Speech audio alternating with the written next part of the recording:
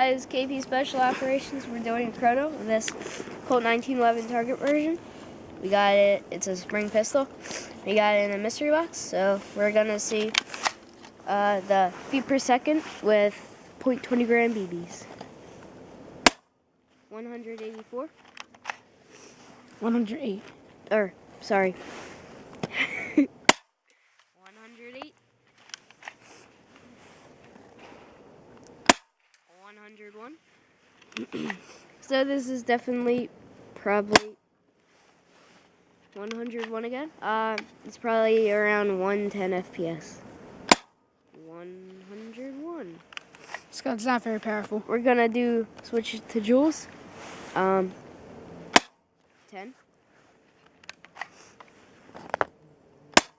9. 9. Got a couple shots left. 9. Let's just switch it to rounds per minute, see if it does anything.